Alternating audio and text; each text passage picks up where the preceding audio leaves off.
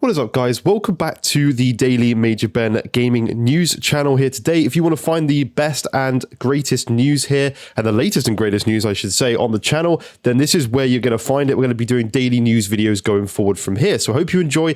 By the way, it's Rise, Son of Rome gameplay in the background. I love this game. I only played it recently for the first time through on PC, and it just looks gorgeous, even holding up from 10 years ago.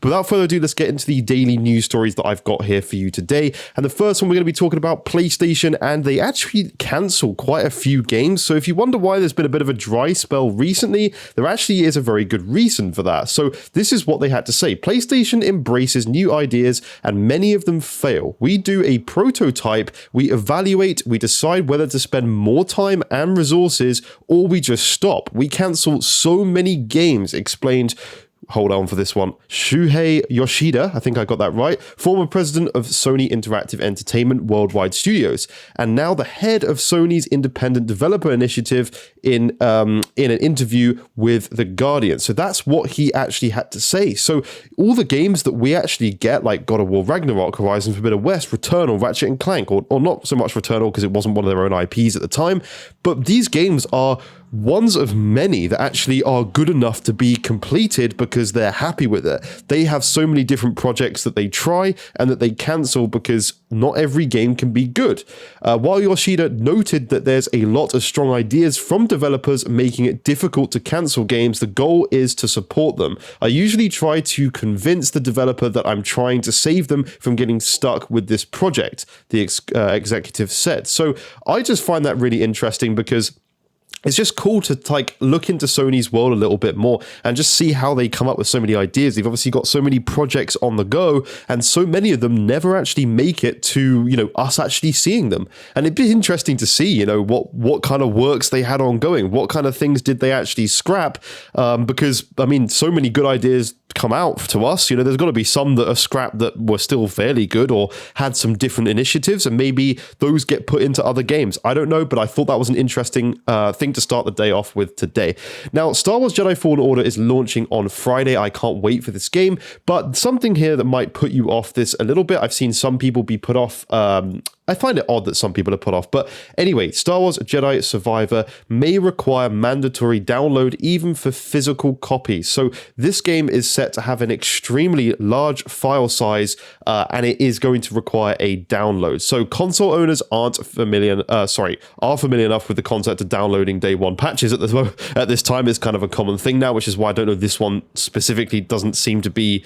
I don't know why it's such a big deal, but people are upset. Anyway, having to download a significant chunk of an already massively sized game is a different ordeal altogether.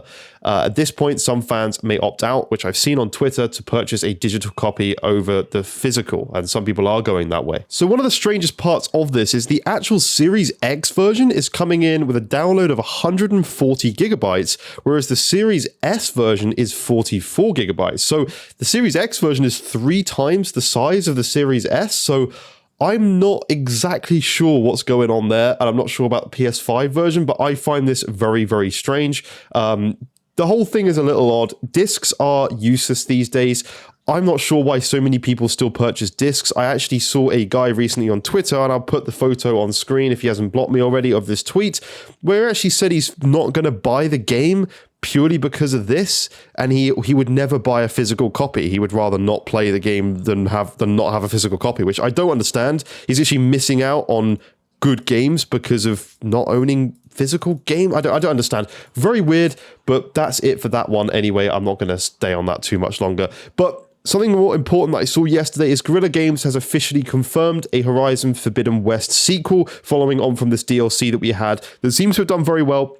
The fact that you get like 12 to 15 hours of content in the Burning Shores DLC is amazing to me. It's like another whole game in itself. And the way that they've upgraded the DLC to just look even better is insane. But anyway, what they had to say is they have casually mentioned, stating, "We have full confidence in our new leadership as they steer Guerrilla towards a bright future, expanding the world of Horizon with Aloy's next adventure and our exciting online project." So there we go. It's confirmed that they are going to carry on this adventure with Aloy. This is something that's going to get a third game, and probably not going to see it until like 2027, but it's really nice to know that we're definitely going to be getting another game. On to some lawsuit news for today. We're getting towards the end of the video. We've got about 3 more stories, including this one.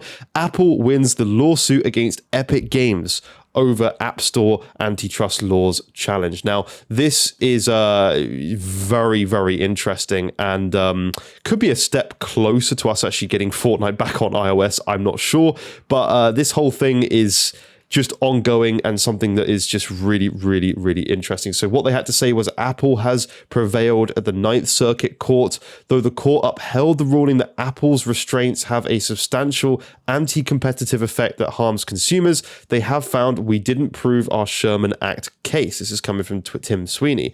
Fortunately, the court's prospective decision rejecting Apple's anti-steering provisions frees iOS developers to send consumers to the web to do business with them directly there. We're working on the next step. So this could be a way we're going to actually start seeing games like Fortnite coming back to the store. So which would always be good. You know, the more people that get to play that game, the better it's going to be. But that's what's going on with that right now. A couple of quick sales figures. So Nier Automata, I don't know, I never know how you say that, has surpassed 7.5 million units shipped worldwide, thanks to the Nintendo Switch, which got a score of 10 out of 10 when it launched back in, I think it was like March 2017, but this has really helped boost this game, or the Nintendo Switch version didn't launch till later, I think, but that was the original launch. They've got 7.5 million, which is kind of a cool thing for a game like this. Square Enix games normally do very well, but you've got to remember this is a very specific target audience. I know a ton of people who just didn't want to look at this game because they didn't think it was very good.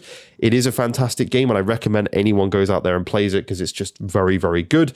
But yeah, that's hit its sales figure, and Dead Island 2 has already sold 1 million copies, which is pretty good. You got to remember this game went through development hell. Like this game went through like 6 different studios or 7 different studios or something ridiculous like that, and within, you know, like 3 days, I think it was the 3-day milestone, it sold 1 million copies, which is utterly incredible. So that's a bit of an update on that, and that's pretty much all we've got for the news today. So I'm going to keep trying to do daily videos or videos as often as I can when there's enough news to talk about. Obviously, I don't want to make stuff up for the sake of it, but I'm going to look each day, and at the end of the day, I'll do a news topic if there's enough stuff to talk about. But that's it for this one. Thank you so much for watching. Please leave a like, subscribe, let me know if there's any content you want me to make, and we will go from there. Thank you so much for watching. Bye-bye for now.